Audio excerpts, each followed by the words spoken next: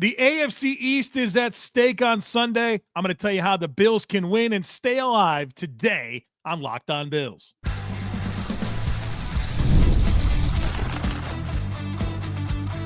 You are Locked On Bills, your daily Buffalo Bills podcast. Part of the Locked On Podcast Network, your team every day. What's up, Bills Mafia? It's Joe Marino, author of the Herd Mentality Substack, co-host of the Locked On NFL Scouting Podcast, co-host of the NFL First Read Podcast, and I'm your host of Locked On Bills. Locked On Bills is a proud part of the Locked On Podcast Network, now the #1 sports podcast network. I want to thank you for making Locked On Bills your first listen every day, and a big welcome and shout out to our everydayers. You know who you are. Those of you who never miss a single episode, I appreciate y'all being here very, very much. Well, folks, welcome in. It's time to get ready for the Bills' Week 15 opponent, the challenges they present, and what the Bills need to do to deal with them. We'll talk about the Bills' offense against the Patriots' defense. We'll talk about the Bills' defense against the Patriots' offense. So let's dive into it. The Bills are on the road in Week 15 to face the New England Patriots. The game will be played on Sunday, December 14th at 1 p.m. Eastern Time at Gillette Stadium in Foxborough, Massachusetts. You can watch the game on CBS. Ian Eagle is on the play-by-play. J.J. Watt is the game analyst, and Evan Washburn is the sideline reporter. This will be the 133rd meeting between the Bills and Patriots. The Bills hold a 51-80-1 all-time record against New England. Of course, the Bills enter this game 9-4 in second place of the AFC East and the current number 6 seed in the AFC playoffs. The Patriots are 11-2. They lead the AFC East and are currently the number 2 seed in the AFC. We obviously know what's at stake. The Patriots win. They are the AFC East division champions. And obviously the Bills have the opportunity to get some revenge. The Bills lost to New England by 3 back in Week 5, a game that the Bills made a lot of mistakes. 3 giveaways. They fumbled on their first 2 possessions. Josh Allen had an interception that put the Patriots in business. The Bills were penalized 11 times for 90 yards. Phi Mathis and Zion Logue were the defensive tackles. Matt Milano popped his pectoral muscle in the game. It's a lot different for both of these teams this time around. The head coach of the Patriots is Mike Vrabel. He's 50 years old. It's his first season in New England as their head coach. His 7th overall season as an NFL head coach, of course, was the head coach of the Tennessee Titans for 6 seasons, 2018 through 2022. And he went 56-47 with during his time in Tennessee. They made the playoffs 3 times. And with the 11-2 start now with the Patriots, his overall head coaching record is 65-49. The quarterback for the New England Patriots is Drake Maye, 23 years old, 6'4", 225, was a first-round pick, number 3 overall in 2024 out of North Carolina. He has now started 25 games in the NFL. The Patriots are 14-11 in those starts. So far this year, he's completing 71.5% of his passes. That's number 1 in the NFL. 262 passing yards per game, 23 touchdowns, 6 interceptions, and a passer rating of 111.9. Let's dive into his deeper metrics. Plus 0.22 EPA per dropback. That's second highest in the NFL. Throws deep 12% of the time. That's the 11th highest rate, but he's been unbelievably successful throwing the ball down the field. 19 of 37 for 673 yards, 6 touchdowns, no interceptions, and by far number 1 in EPA on deep throws. Yards after catch, not a big part of the equation here. 40.6% of Drake Maye's passing yards come after the catch. That's 29th. His first read throw rate is 67%. That's 12th highest. His average time to throw is 2.75 seconds. That's 28th. So he's a quarterback that holds on to it for quite some time. And in fact, that's actually a higher time to throw than Josh Allen. Josh Allen's at 2.67 seconds, and Drake Maye's at 2.75. Throws a catchable ball on 79% of throws. That is number 3 in the NFL. The number 1 in catchable ball rate is Dak Prescott. Number 2 is Josh Allen. Number 3 is Drake Maye. So you're talking about 2 of the most accurate quarterbacks in the league going at it in this one. His turnover-worthy throw rate is 2.1%. That's ninth lowest in the NFL. Drops, his drop rate is 4.7%. That's 11th. He's pressured quite a bit, 44% pressure rate. That's second highest in the NFL. They run play action 26% of the time. That's 14th. And they run screens 6.5% of the time. That's 27th. And so there's no denying it. Drake Maye's having a great year. It's his second season, and he's playing at a really high level. He's 23 years old, and he's in the MVP conversation, right? I think it's Matthew Stafford, Drake Maye, Josh Allen, Jordan Love. I think those are your four candidates right now, and then the next 4 weeks will play out, and we'll figure out who the NFL MVP is going to be for 2025. But like it or not, Drake Maye is part of this conversation. He's been impressive. He's been able to work the ball to all levels of the field. He's really good in terms of scrambling and extending plays. And this Patriots passing game looks really, really good. Now, the chink in the armor with Drake Maye has been that he takes a lot of sacks. And that is something that has improved quite a bit.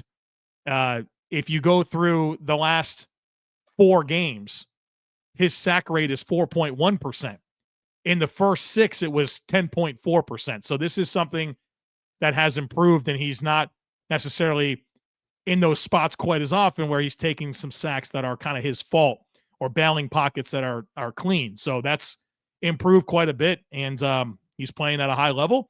They're coming out of the bye, and I'm sure they will have an inspired effort and creative game plan to attack Buffalo on Sunday. All right, we are going to get deeper into this Patriots offense and my keys for the Bills defense here on the other side of it. So, folks, be sure to stick with me. Guys, it's 2025, almost 2026, and those days of waiting for someone or something to become a full-blown emergency before you see the doctor, they're over. No more walking it off for 6 months. No more pretending that weird shoulder stiffness is just sleeping wrong. It's time to take your health seriously, and ZocDoc makes that easier than ever. Because staying healthy is more than just hitting the gym or eating right. It's about actually getting things checked out when something feels off. Using ZocDoc makes scheduling easier. You search for in-network doctors, and you can book right in the app. You get real appointment times that are listed, including same-day visits. There's no more back-and-forth phone calls or waiting to be seen. It's super helpful for routine checkups and those little issues that you've been meaning to get checked out. It makes it very simple to keep health a priority, even if you have a busy schedule. You can schedule appointments quickly. You don't have to wait for weeks, and it helps you stay on top of things before they become a problem. So stop putting off your doctor's appointments and get the care you need. Go to ZocDoc.com/LockedOnNFL to find and instantly book top-rated doctors today. That's ZocDoc, ZocDoc.com/LockedOnNFL, ZocDoc.com/LockedOnNFL. Car shopping should feel exciting, not confusing. And with Car Gurus, you get the confidence you deserve. They cut through all the noise so you can actually see the best deals on the cars you want, because when it comes to a big purchase, you deserve the best deal. And Car Gurus makes the whole process simple by giving you real information, real deal ratings, and more listings than anyone else, so you can shop the way that you want. You can use Car Gurus deal ratings to compare cars quickly without having to guess whether the price is fair, and you're going to love the ability to filter by everything, whether that's mileage, trim, features. So you're only seeing the cars that actually fit what you want. Their in-depth vehicle reviews help you understand what ownership actually looks like, not just how the car looks online. Car Guru connects you with trusted dealerships for a transparent and hassle-free buying process. With over 4 million listings, the most of any major online automotive marketplace, you're always going to find the best deal. So shop the way you want with the tools, data, and unbiased deal ratings that make it easy. Buy or sell your next car today at cargurus.com. That's CARGURUS.com, cargurus.com. All right, welcome back, folks. Let's talk more about this Patriots offense that is coordinated by Josh McDaniels, 49 years old. It's his first year back in New England and his third different stint. Of course, long-tenured offensive coordinator and head coach, really. He's been either an offensive coordinator or a head coach every year since 2006, and, of course, a lot of that has come in New England. So far this year, they're scoring 27 points per game. That's seventh highest. They pass it 53% of the time. That's 26th. They run it 47% of the time. That is 7th. They're 7th in EPA per play on offense. They're 2nd in EPA per pass, 25th in EPA per rush. So they're running it a lot, but not very successfully. They're 43% converting on third down. That's 8th highest. And they are 51% scoring in the red zone. That's 24th. Let's talk about their personnel at wide receiver. Stefon Diggs obviously had a huge game against the Bills back in week 5. He's not quite been that productive in the other games, but obviously, they're going to want to throw him the ball and build off of that success from week 5. So he's going to be probably the focus of the passing game. They're playing him a lot in the slot lately, and the Bills will have to have the right answers for that. Kayshon Boutte is one of their outside receivers. He's not super explosive, but he's very good in terms of vertical route running and ball tracking down the field and like winning the ball in the air. He's seems to catch one of those big passes down the field just about every game. Then Mac Hollins. Mac Hollins has become a bigger part of this passing offense here down the stretch. In fact, they're playing him on the outside, which is moving Stefon Diggs more to some of those slot reps. And then there's Demario Douglas, who's the speedster that plays in the slot. Doesn't get a ton of volume, but he's the most dynamic athlete that they have in terms of wide receivers. At tight end, Hunter Henry's a good one. You know about him. The Bills have been playing against this guy for a long time. Really outstanding pass-catching tight end, and he can block as well. And then his running mate is Austin Hooper, who's a very good number 2 tight end. Their running back situation has become about TreVeyon Henderson, the second-round pick out of Ohio State. It has become really him being the lead back. Of course, Ramondre Stevenson still gets a lot of opportunity, but most of it goes to TreVeyon Henderson, who's a young back out of Ohio State, explosive, can catch it. But obviously there's some consistency that he's looking for and really this overall run game picture for New England. And then Ramondre Stevenson is the big battering ram that can get downhill. So as of the recording of this podcast, TreVeyon Henderson has 129 carries so far this year. Ramondre Stevenson, 101, and then Drake Maye, 81. So you got 3 different guys that'll really run the ball for this team. When it comes to target distribution, Stefon Diggs leading the way with 79. Then it's Hunter Henry with 69, Mac Hollins with 48. And I think he was like 8th in targets when we talked in week 5. He's now 3rd in targets. Demario Douglas has 39, TreVeyon Henderson 38, Kayshon Boutte 38, Ramondre Stevenson 24, Austin Hooper 19. So yes, it's mostly about Diggs and Henry, but they really involve a number of players in any given week, 6 to 8 different guys they're willing to get the ball to. Let's talk about their offensive line. At left tackle, they're not going to have Will Campbell. Was having a great rookie season, number 5 overall pick, if I'm not mistaken, this past year. Looking like he's going to be a long-term fixture, but he's on injury reserve, won't play in this game.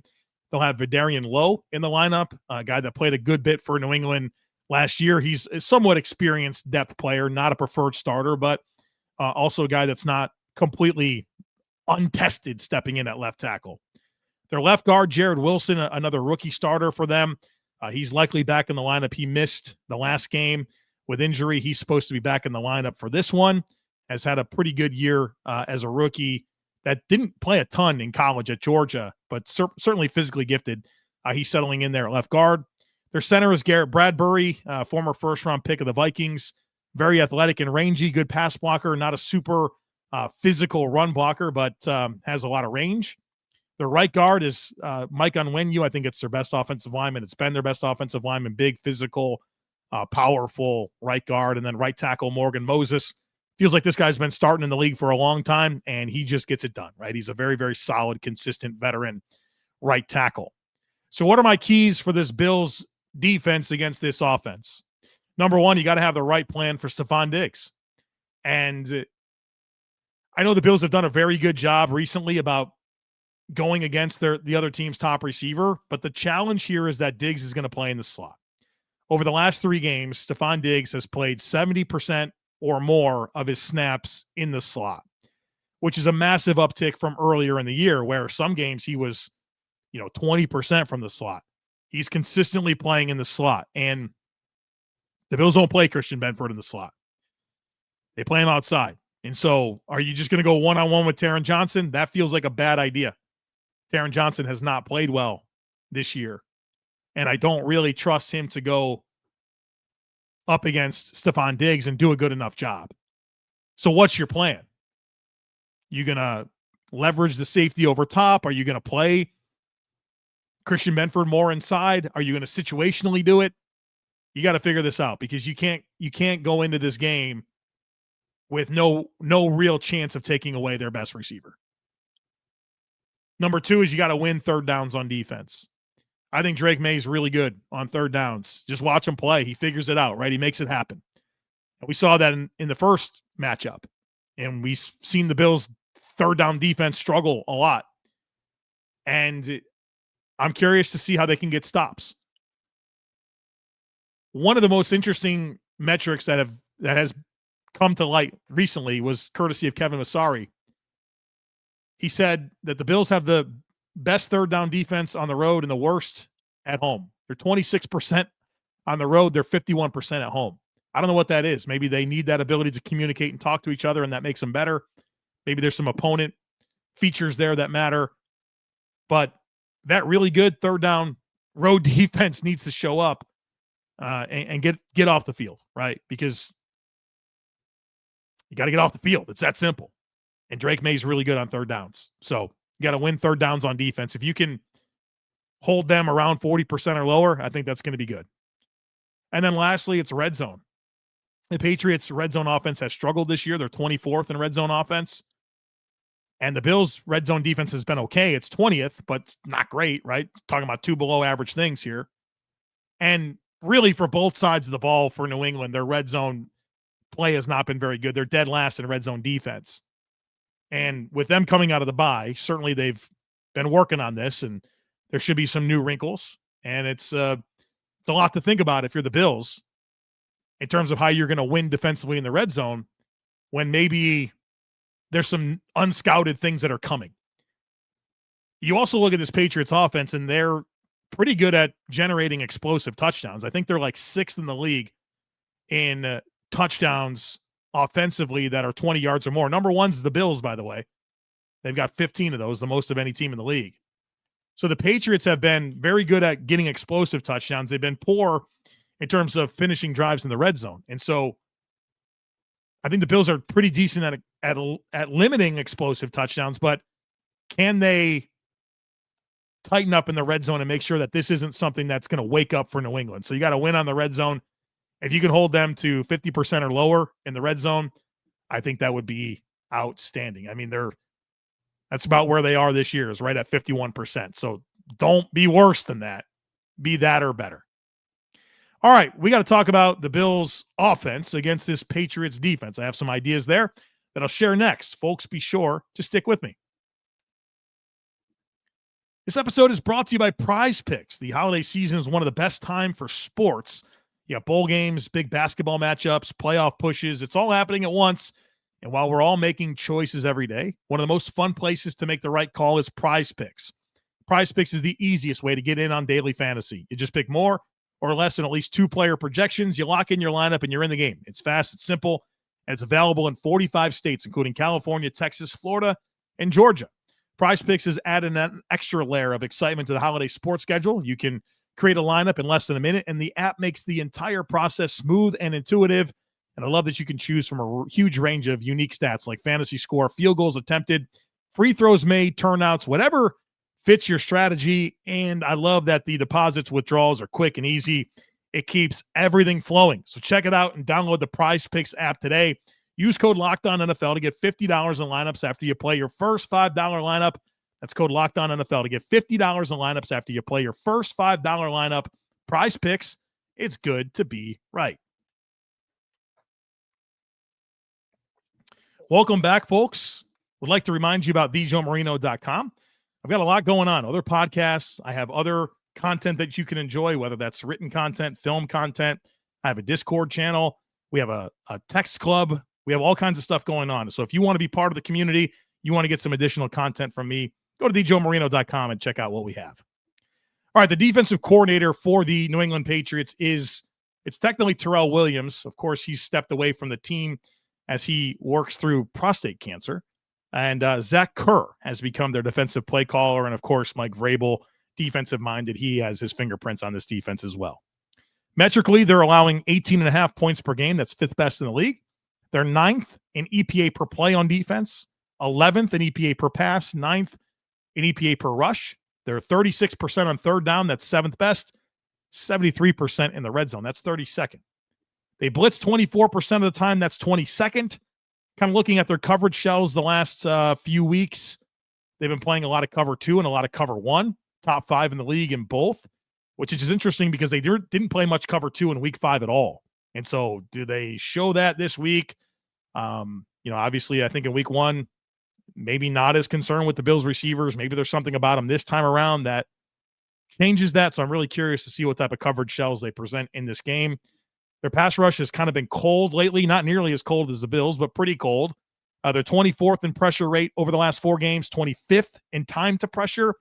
And, excuse me, I got those numbers wrong. 24th in sack rate, 25th in time to pressure, and 15th in pressure rate. So not getting a ton of production, but a lot better than the Bills. Personnel-wise, they're missing Milton Williams up front. And so now they're 3-4 defense. They're 3 down linemen. Their starters are Corey Durden, Crisis Tonga, and Christian Barmore. Corey Durden's a player that I liked a decent amount at Florida State. Then he finished his career at North Carolina State. Hasn't really done much in the league, but is getting a nice opportunity right now with New England. And I think he's in a good spot there as a 5 tech where he might just quietly become a decent player for them. I think he's shown some good flashes this year. Their nose tackle is Crisis Tonga, big, huge nose tackle that does things that big and huge nose tackles are supposed to do. And then Christian Barmore is their other wider alignment defensive tackle. He's very capable. He's kind of up and down. I feel like he's had some really good games against the Bills, and obviously a big task for this Bills offensive line. Then their depth is really lacking. They have Josh Farmer, a 4th-round rookie, and Eric Gregory is a UDFA. And so they don't quite have the depth, and they're certainly missing Milton Williams. That's a different front with Milton Williams and Christian Barmore as opposed to Corey Durden, who I think is doing a nice job, but he's not Milton Williams. Off the edge, it's Harold Landry, Caleb Chason, Anthony Jennings, and Elijah Ponder. Harold Landry, longtime player for Mike Vrabel. They do a good job of kind of creating runways for him to get at the quarterback. He's been pretty productive. Caleb Chason is really explosive, has loose hips, playing a lot of football, more football this year than ever before. He's kind of flamed out as a 1st-round pick for the Jaguars and has bounced around and become a nice depth player and is a good fit for this defense. And then Anthony Jennings, who's kind of your traditional 3-4 outside linebacker that you can ask him do a little bit of everything, not super dynamic in terms of athleticism, but can get it all done. And then Elijah Ponder, who's an undrafted free agent that is playing a decent amount. At linebacker, the main guy here is Robert Spillane. I think he's one of the better middle linebackers in the league. Very versatile in terms of downhill ability. He's got range. He can play in space and cover. And then they'll place 3 other linebackers. They'll play Christian Ellis. They'll play Jack Gibbons. And they'll play Jelani Tavai. Now, Tavai is the guy that's going to be best on early downs that can play downhill and thump. Now, they're not going to want him on the field when the Bills pass the ball, so he'll be kind of a specific type player against the run. And then Ellis and Gibbons give them some coverage ability to go with Spillane. Their corners, this is a really outstanding pair of cornerbacks. Christian Gonzalez and Carlton Davis, certainly one of the best 3 to 5 corner tandems in the NFL. It's not quite Houston, right, with Stingley and Lassiter, but it's a good group. And they're big, they're long, they're physical, they're athletic, and they're really good at run support. And that was a big challenge for the Bills in week 5. I thought these guys and how they inserted into the run fits was a challenge for Buffalo. And so I'm curious to see how that plays itself out. And the slot, it's Marcus Jones. They just extended him. Of course, he's outstanding as a punt returner, but he's a good slot corner as well. At safety, boy, they've been through it at safety. They had Kyle Duggar. They had Jabril Peppers. They said, get out of here. They traded away both of them. If I'm not, they traded away Duggar and they released Peppers. And it's been Jalen Hawkins and Craig Woodson. Craig Woodson's a draft pick that's been a good starter for them. And Jalen Hawkins, who's kind of been a journeyman throughout his career, has settled into a starting role here in New England. And so it's a solid pair of safeties. So what are my keys for the Bills offense against this defense? Number 1 is the passing game has to go through tight ends and running backs. Last time these two teams played, Dalton Kincaid had 6 catches on 6 targets for 108 yards. He certainly came back and looked pretty good last week against the Bengals. Dawson Knox coming off a great game against the Bengals. You got to get these tight ends going. I think that's going to be your best opportunity to move the football through the air is by featuring these tight ends and featuring your running backs. Of course, James Cook, Ty Johnson, Ray Davis, 3 very capable pass-catching backs. And when you look at New England, it's a good defense. But they've given up the 4th most catches to running backs and the 7th most catches to tight ends. Now, part of that's probably because of what they have at corner. But this is the type of game where, nobody's going to rave about what the Bills have at receiver. That's somewhat good in a game like this, right? Of course, you want to have great receivers. I'm not trying to poke lipstick on a pig here, but when the thing that they're optimized to take away, you really don't have much to be concerned about, and you can work the ball to your better players at running back and tight end. I think that's something that can be a benefit to you. So want to see a heavy amount of tight ends and running backs involvement in the passing game. Number 2 is that the return of the spy mirror defense on long and late downs has to come back. Against a quarterback like Drake Maye that can extend plays, that is athletic, that scrambles, you got a lot to deal with there, and your pass rush is ice cold. Well, the Bills' pass rush to me has been at its best when they're willing to play with a mirror player over top that spies the quarterback and mirrors the quarterback, and it gives your front, whether that's rush 3, rush 4, gives them a lot of freedom to rush how they want to. And I think you're going to need that because you haven't been getting much pressure at all. Hopefully Joey Bosa can come back for this game. Not sure what the status there is going to be. How do you optimize your ability to get pressure on Drake Maye? I think it's giving the guys up front freedom to rush and then have that cleanup player over top. The Bills are able to get a big 3rd down stop against Drake Maye with this look in week 5, and they need to build on that in this game. It's kind of gone away in recent weeks, which is pretty reasonable when you factor in it's been Joe Burrow, Aaron Rodgers, Davis, Mills the last 3 weeks, but you're back into these types of quarterbacks, and you got to get back into your spy mirror long and late pass rush schemes. And then lastly, you got to work the zone rushing offense in this game. The Patriots over the last 4 games, they've allowed a 69% success rate on zone runs. They're allowing 6 yards per carry on zone runs. That's the worst in the NFL in both categories. And so work that zone rushing offense. I've often said I think James Cook's the best zone runner in the league. Do it. Do it against this team, especially with Spencer Brown back and the kind of work he can get done in the zone rushing offense. Real quick on special teams, their kicker is a rookie, Andre Sporagales. He's having a great year, a 6th-round pick. He's 36 of 38 on extra points, 23 of 26 on field goals. I think he's hit some game winners as well. We saw one, right? Their punter is Bryce Behringer, 3rd year on the job as a Patriots punter. He's 6th lowest in EPA per punt so far this year. The return situation, their kick returners, Kyle Williams and Efton Chisholm. That's a couple of rookie receivers. The story here is their punt returner, Marcus Jones. Hopefully the Bills don't punt, but if they do, they got a problem because this guy's really good. 19 yards per return so far this year, 2 punt return touchdowns. He had 9 return touchdowns in college. Not the type of player you want to deal with, right? So hopefully you don't punt, but if you do, you cannot give this guy chances to get quick scores and flip the field against you. So big assignment here for Chris Tabor and Mitch Wishnowsky to make sure that you're limiting Marcus Jones' impact as a punt returner. All right, there you have it. Bills, Patriots, my primer, my thoughts on the Patriots and what the Bills need to do.